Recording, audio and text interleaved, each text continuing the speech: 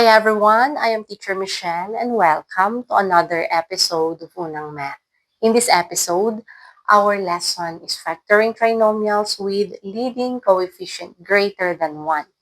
In the previous episode, we already studied how to factor trinomials with leading coefficient 1. Okay, this time, the leading coefficient is greater than 1. So how are we going to factor out? Okay, the leading coefficient that's greater than 1 that I am referring to is this coefficient or the coefficient of x squared. Example, 2x squared minus x minus 3. So this leading coefficient here is greater than 1. So if this is the kind of trinomial, how are we going to factor out? Okay, you already know that if we will factor out this trinomial, we will get these binomials. And if we will expand these binomials using the distributive property, then we will get this trinomial. Okay, this is ax times cx. So we have acx squared. This is plus adx. This is plus bcx plus bd. Let's simplify because we have here like terms. So acx squared plus, we have here ad plus bcx plus bd. This is exactly this trinomial. So it means that the coefficient here of x squared is product of two numbers. And we will represent those two numbers as number A and C. Okay, this constant number here is also a product of two numbers. And we will represent those numbers as B and D. Okay, now how about the coefficient of x? As you can see here, this is the sum of the products of these two numbers. This is number A, D. So it means we multiplied this number and this number. B, C, so it means we multiplied this number and this number. So in other words, to find the coefficient of x, we will perform cross multiplication and we will add those products. And the sum would be the coefficient of x. Okay, again, we will do cross multiplication in finding the coefficient of x. But in writing these factors of this trinomial, we are going to follow this straight alignment of the numbers. Because take note, this is ax plus b. So a, b, and then this is cx plus d. C, d. Okay, let's give example for you to understand this concept. Let's factor out 2x squared minus x minus 3. So leading coefficient here is greater than 1.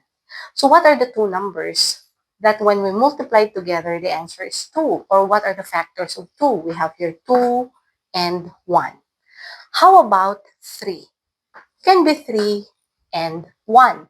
But take note, we have to consider that this is negative 3. So in other words, these numbers are of different signs. Okay, let's perform cross multiplication.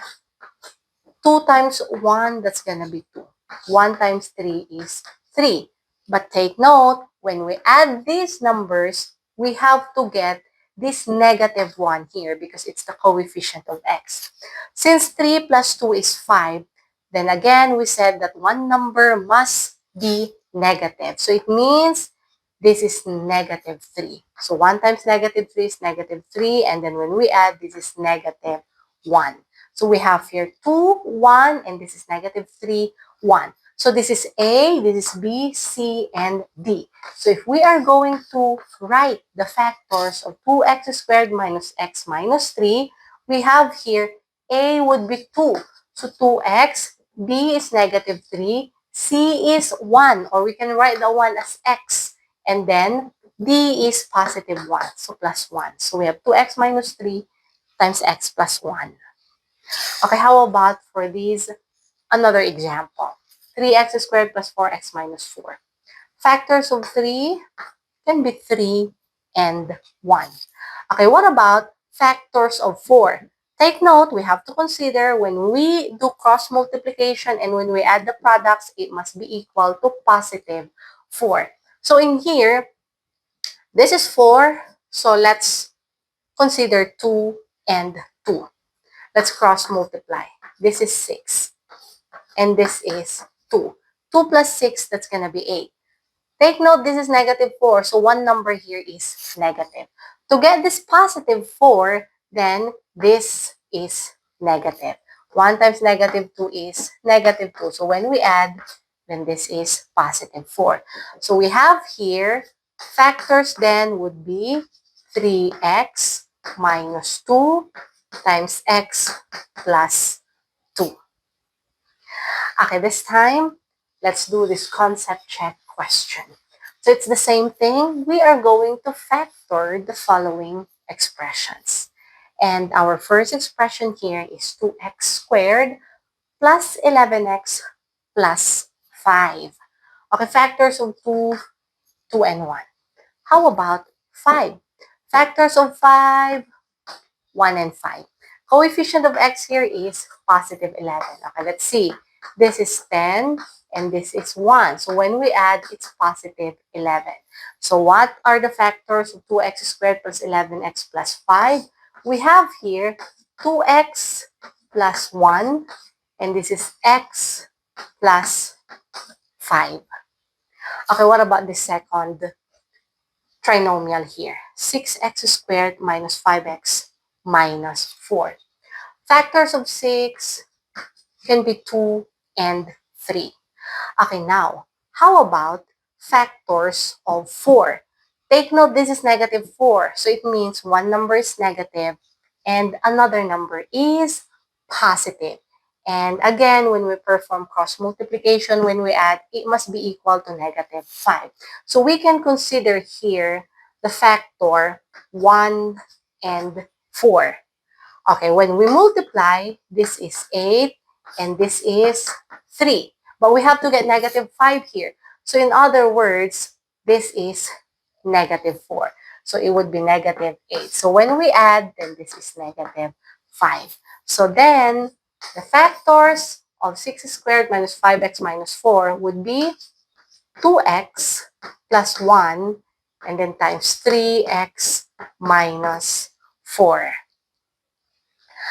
Okay, this time, we are going to answer the following questions. And the first one here is, we will find the value of k if 2x plus 1 is a factor of 4x squared minus 8x plus k. So this is our given trinomial. Let's copy 4x squared minus 8x plus k. According to this problem, 2x plus 1 is a factor of this trinomial. So, if this is a trinomial, then factors are written like this. And it's already given that 2x plus 1 is a factor. So, we are looking for these, another factor. Okay, but take note, as we already studied, when we do distributive property, we should get this trinomial. So this is 2x, this is 4x squared. So it means we have to multiply 2x by 2x to get 4x squared. And what about the number here? We actually don't know the number here. So we are going to represent this one as a. So plus a. Okay, let's do distributive property. This is 4x squared. This is plus 2ax. This is plus 2x.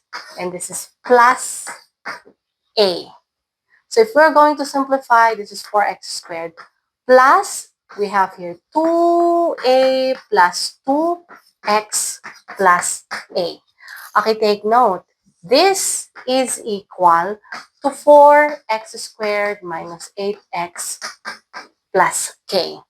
So the coefficient here of x is 2a plus 2. In here, it's negative 8. So 2a plus 2 is equal to negative 8. Okay, we can find here the value of a. So it means 2a is negative 10. So a here is negative 5. So if a is negative 5, then it means this negative 5 here is the value of k. So k is negative 5. Okay, how about this another problem? According to this, Sue incorrectly factored a quadratic expression, making a mistake in the coefficient of x, and obtained these factors, x plus 2 times x minus 9. Okay, to find out the original quadratic equation here, let's expand using the distributive property.